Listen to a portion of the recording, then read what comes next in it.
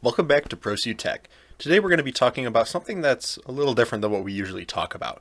Today we're going to be talking about these bad boys. AIOs, if you need one, and if they're worth it for the price. So let's dig into this.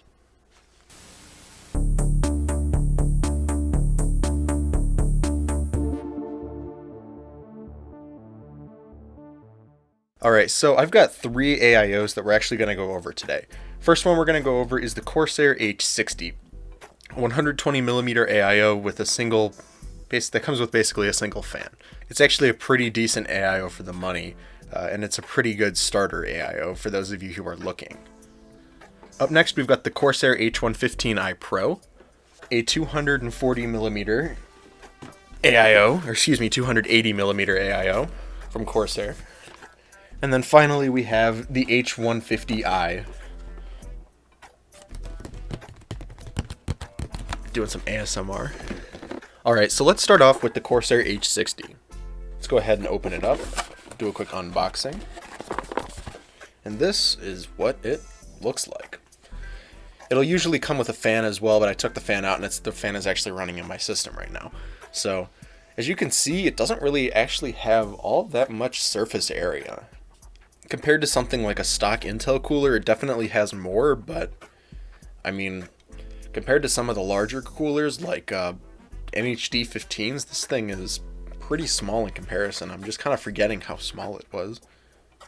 Now, what will this cooler cool?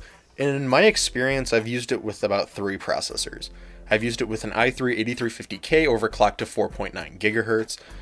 It actually cooled that one pretty well, to be honest. Also ran it with an i5 9600K, and then recently ran it with an i5 11400. All those chips it was able to keep perfectly cool. One thing I will say though is if you are looking to upgrade to an 8-core chip, you might want to upgrade to something a little bit bigger. Temperatures on the 11400 were getting kind of toasty in the mid to low 70s. Something that really isn't all that bad, but something that I'm not particularly comfortable with. Either way, this is the Corsair H60, and that's really all there is to it, if I'm being all that honest. It's a great little AIO, and it's pretty cheap nowadays, so if you're looking for a starter AIO, this is definitely one you could go for.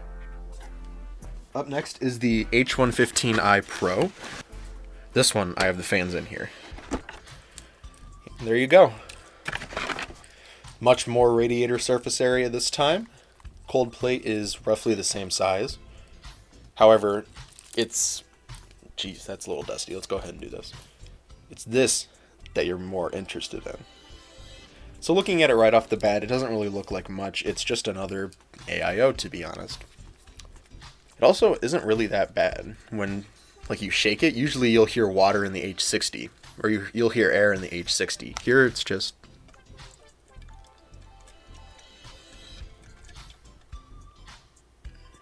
okay. Either way, what can this thing cool? I used this with a couple chips. I used it with an i7 9700K. That was the first chip I used it with.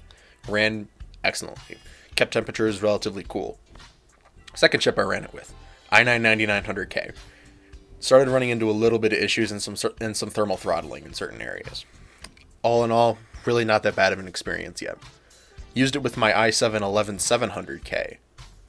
Ran into overheating issues, and this is where I would recommend the next cooler that we're going to be getting to. The 360mm H150 Elite Capolex. I don't have it currently in here because it is actually in my system right now, but that's what it looks like. Comes with 3 fans, and it also comes with the Corsair controller. I can't find the name for it on here, but either way, it came with one, and I'm using it in my system right now, and it definitely cleaned up my cable management quite a bit. So, something that is beneficial, but this thing is able to keep my 11700K much cooler. Right now, we're sitting in about the mid 60s, the low 70s under load, which once again is not excellent, but it's also way better than what it was before. So, really, if you guys are interested in getting an AIO, what would I recommend you get in terms of the most general purpose AIO? Fortunately, I think I have a recommendation, and it's actually getting kind of cheap. I'd recommend something like a 280 or 240 millimeter AIO like this one. The brand really doesn't matter all that much. I would recommend one of these Asetek designed ones because that's really all these are. If you don't know, Asetek actually owns the patent, I believe, in the United States. Could be elsewhere, but integrated AIOs where the pump is integrated into here and then has a radiator, that is owned by Asetek. So all they do is they just buy these off of Asetek and Corsair rebrands them with their branding. So that means that most AIOs you find on the market, thankfully, are going to be pretty similar quality. Once again, kind of lending credence that your brand doesn't really matter all that much.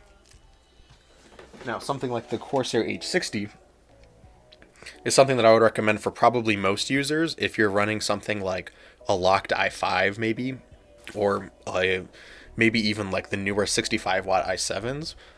Wouldn't run this with an i9, would not, don't do that. Bad idea, bad, don't do it. No, don't do it. No. Something like an i3 8350K, which I've got a review coming actually for one of those chips. And I'd be testing it with this specific AIO just to show you guys that, hey, I'm not making stuff up here. One other thing I will say, I'm actually running one of these types of radiators, not this exact one, it's got a different mounting mechanism, but I'm running a 120mm AIO on my graphics card, which is a Titan X Pascal. It's roughly a 200 watt card, that's what it hits when I put it under load, and to be honest, something like this is perfectly adequate for it. It's kind of weird because my 200 watt CPU, this would like throttle immediately under, but let's go ahead and get into some B-roll so you guys can actually get a look at the products.